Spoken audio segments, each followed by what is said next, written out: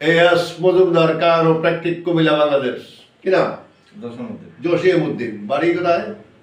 ফেনীর শাহপুর, লস্করহাট শাহপুর। আমার মেয়ের জামাই বাড়ি পাশে, একই বাড়ি। তো উনি মূলত সমস্যা হলো ওনার এখানে ব্যথা, কোমরে।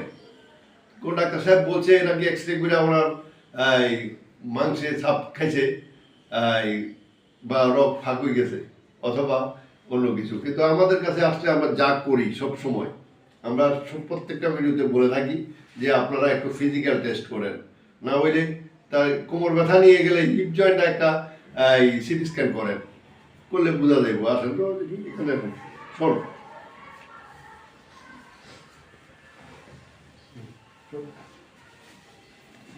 আরো পিছনে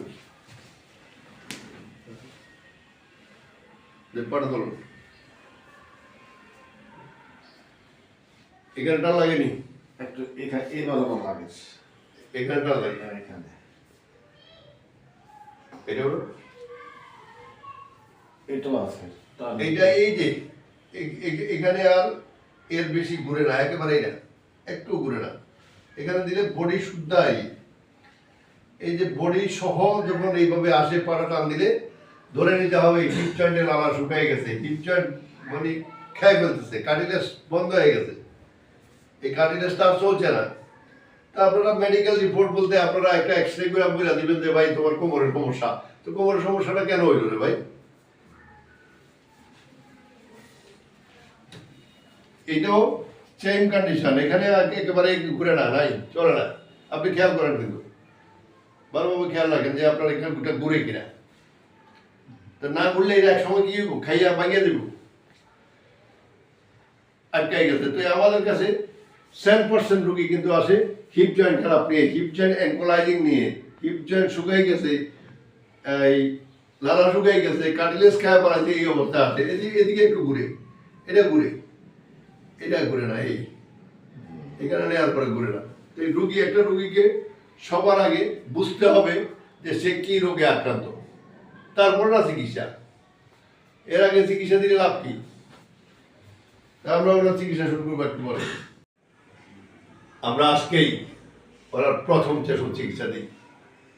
প্রথম সেশন চিকিৎসার পর আমরা ওনাকে নিচে বসতে দিছি, হাঁটতে দিছি, তারপরে এই আর কি হাঁটা বসাই তো। এখন নিচে বসে থাকবে তো, একটু নিচে বসে, একটু নিচে। গ্রামে অনেক জায়গায় গেলে বাথরুমে বসা যায় না, বাথরুম থাকে না, হাইকোর্ট থাকে না, বইয়েন না, 10-15 মিনিট বইয়েন না, উঠেন বইয়েন, উঠেন বসেন।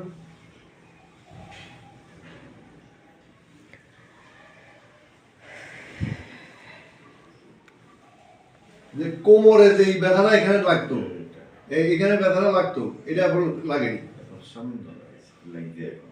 কত পার্সেন্ট? না 100-র মধ্যে কত? 20 আছে, 80 কমে গেছে। 80 যদি কমে যায় তো অনেক কমে গেছে, কারণ আমরা একদিনের চিকিৎসা, কোনো ওষুধ না, কোনো ওষুধ, কোনো ইঞ্জেকশন ছাড়া। জি, এই কোনো ইঞ্জেকশন এবং কোনো ওষুধ ছাড়া ওনার চিকিৎসা চলছে। এবং উনি একটা ব্যথার ওষুধ আমাদের কাছ থেকে পাবে না, আমরা দিব না, কারণ ওনার হিপ জয়েন্ট অ্যাঙ্কোলাইজিং হয় নাই, হিপ জয়েন্টটা হয়ে গেছে, শুকাই গেছে, মানে ওখানে লালা শুকাই গেছে। তো এটাকে আমরা গ্যাপ করে দিচ্ছি, আমরা ওইটাকে বড় করে দিচ্ছি জায়গাটা। এখন লালা অটোমেটিক কি ওনার এখানে গ্লুকোসামিন খেলে লালা পূর্ণ হয়ে যাবে। তো খুশি নেই? খুশি। খুদা হাফেজ।